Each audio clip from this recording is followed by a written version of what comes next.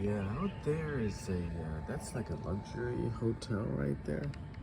It's enormous, and considering in the center of Shanghai here, it's really, really big. But it's nice to look at. Look at all the beautiful trees there.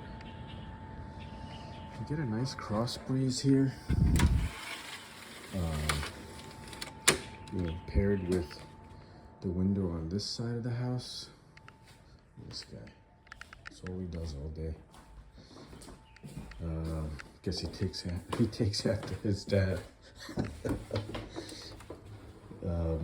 So yeah, nice breeze. Lots of birds. Here's the patio right there. That's our patio.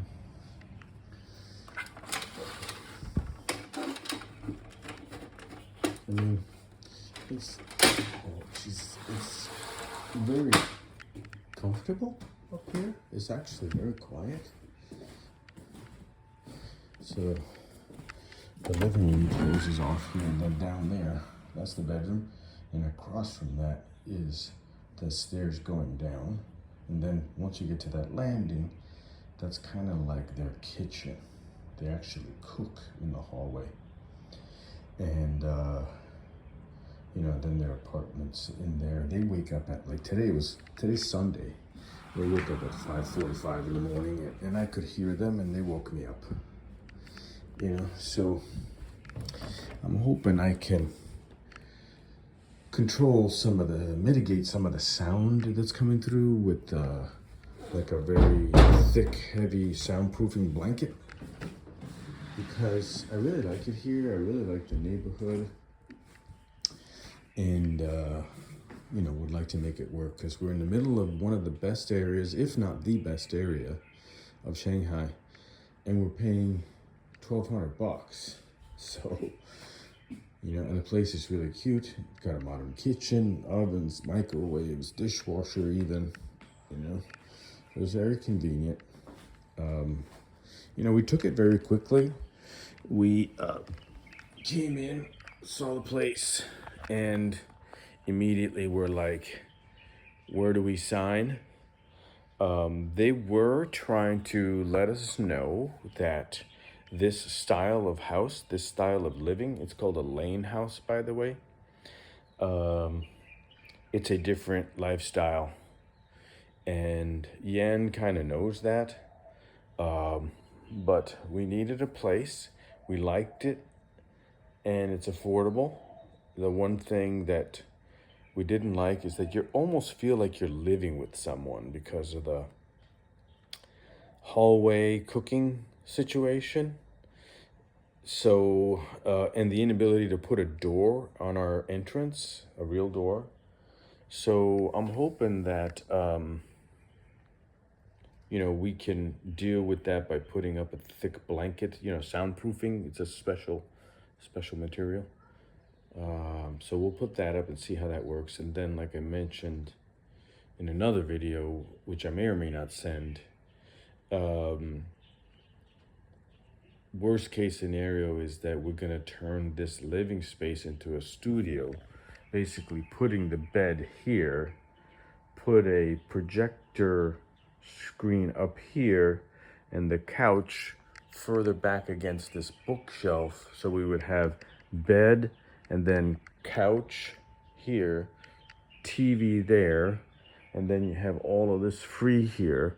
And then we would have like a lounge office where the bedroom is.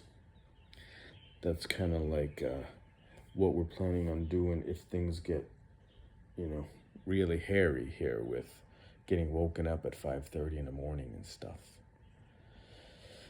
So, otherwise I really like it. I'm going to go ride bicycle. There's always bicycles to rent outside, so just walk right out, hop on a bike or walk, and there's streets. I'll take some videos, but there's like cafes and restaurants and snacks up and down. Lots of people from all over walking dogs and just having a good time. Very popular. It's like a Lincoln Road, similar. Obviously, it's not geographically the same, and the majority of people here are gonna be Chinese. But many of them do speak English, not like a Suzhou where very few people spoke English. Many Chinese people here do speak some English. You can place an order or whatever in English. So that's convenient, but I've kind of gotten to the point where I can place orders in Chinese for the most part, you know, kind of rough. Outside of the context, they'd probably not know what I was saying to them. But, you know, that's the reality. Trying to learn a most difficult language on earth at the age of 60. So just me and Bruce here today because Yan is off to Hangzhou to visit with her family. It's a holiday, although I'm not sure they refer to it as a holiday because it's more like a morning event where you go to visit loved ones that have since gone. So it's like a big thing here in China. It's a big day. Big weekend. They actually take off from work and stuff, which for them is, they don't really take off a whole lot from work. But they do have long holidays, like for New Year's is like, 3 weeks or whatever. So at the end of the day, when you add up the amount of days off, it might be comparable to, traditional US type vacation days. So, yeah, I think it's a beautiful day out. It's going to be near 80. And last few days have been very nice. I think I'm going to try to do something today. Of course, I don't know anybody here. We don't know anybody here. And I feel like I need to try to make some connections. And, that kind of thing is not easy from scratch at 60, almost 1 years old. To make new friends, new connections, not easy. But I'm gonna go visit some AA meetings that they have here in Shanghai, not far from here, bike ride from here. And maybe I can make some connections that way, and then maybe also attend some meetups. So, we'll see what I can make happen. Yeah, that's it. Just saying hello from Shanghai. This is actually part of Shanghai called Xuhui, the former French concession. So this area or zone was occupied by the French, so there's a lot of European influence everywhere, and you see it. It looks beautiful. And there's a lot of like Western style restaurants, even like French restaurants, crepes and sandwiches and that kind of thing. It's very nice. Got to pick where you eat because some places are like near New York prices for food. And then some places are just a great value. We went to this restaurant in the mall yesterday. I don't know if you know that brand Boy, but it's like a UK clothing brand. Anyway, they have a restaurant in the mall. The food was amazing, and it was like a great meal for like $5. And I was like, yeah, I'm loving this. I'm gonna be here every day until I burn it out. You know. And then some places just charge a lot of money. Like that same meal, they might charge $10, $12, which is still reasonable. It's definitely not New York prices. The other thing is that you don't tip here. So a $12 meal is $12, and that's the end of it. So for me, it's a nice way to conserve. Not a whole lot of income coming in lately. But I'm okay. And I'm trying to just conserve for my retirement because I may not have any more income in my life. I got Social Security coming up in a couple of years. Actually, I think at 62 I could start collecting, but I think it's going to be like $1,500, maybe $1,200, because I'll be taking it early. So yeah, it would be good if I could find something to do, like something to integrate more and to be productive. I'd love to open some kind of a little coffee shop. Coffee is off the hook here. It's like 10 coffee shops per street, maybe more. It's like crazy, but they do well. And you can see that they're spending money on these coffee shops. They're making them look nice. They have all kinds of themes and ideas for coffee. There's one guy who's just a hole in a wall, and the guy's like, it's kind of like a Muppet hand, like a glove, and he's just sticking his hand out the wall, and then on the bottom it shows what your menu is, so you just scan it and order, and then he hands you the coffee or whatever. I ordered one from there. It was really cute. I got to take a video.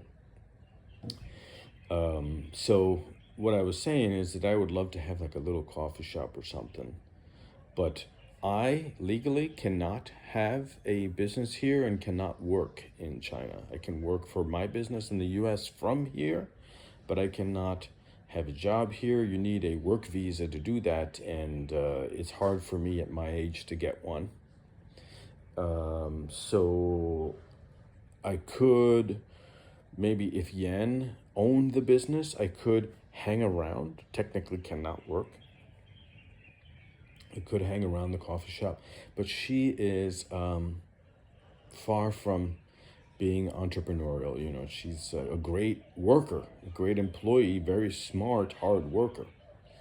But the idea of opening a business, even if the investment is not especially large, seems to really just scare the daylights out of her, and she starts coming up with every possible excuse why it won't work.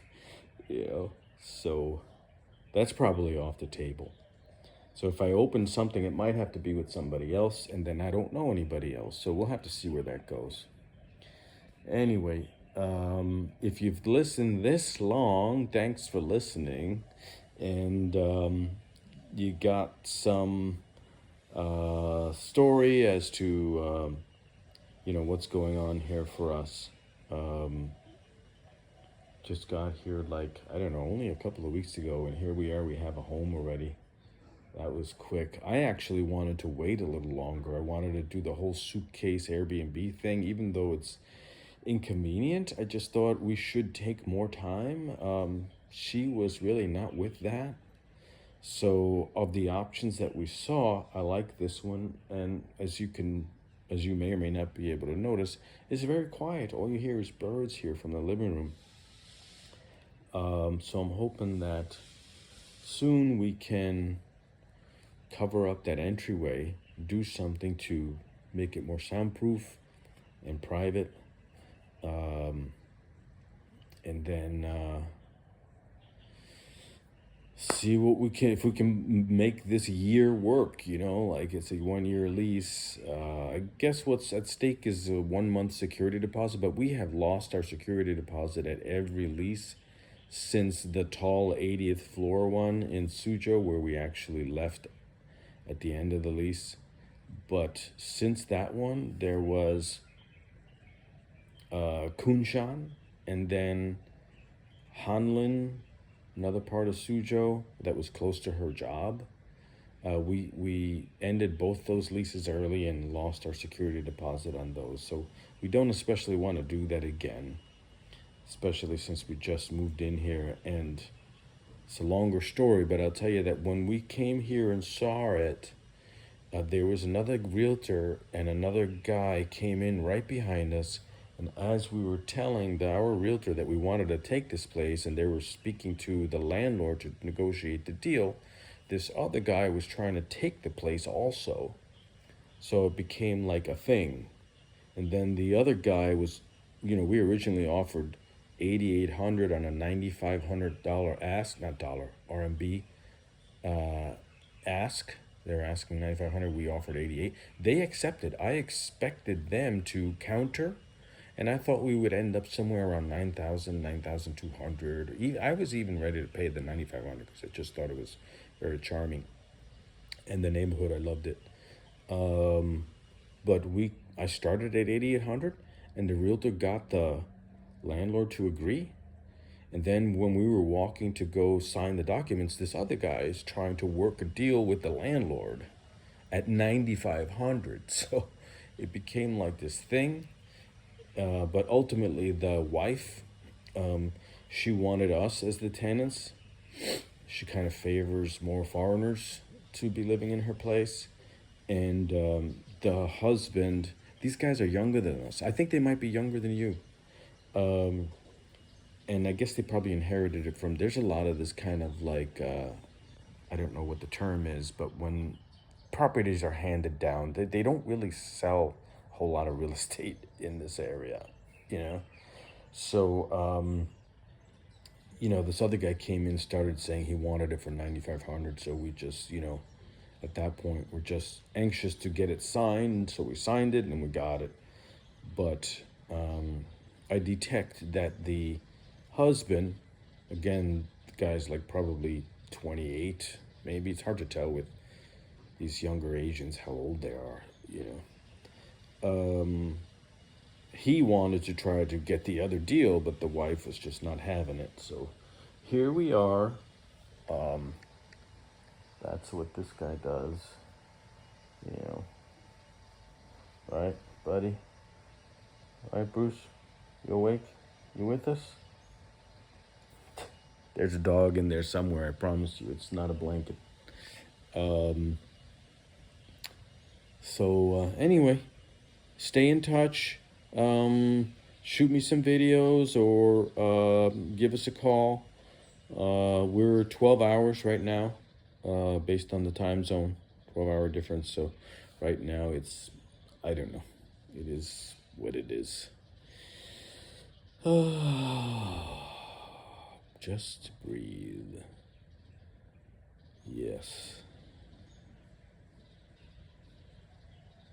It's nice to just breathe. Yeah, I should take some meditation classes. Actually, both of us keep talking about we're going to do this and that, Tai Chi and this and that. But here I am in front of the TV looking at the remote, and, she's off to see her family. But I'm going to do some stuff today. You see. You wait and watch. You wait and see. Okay, be well. Bye-bye.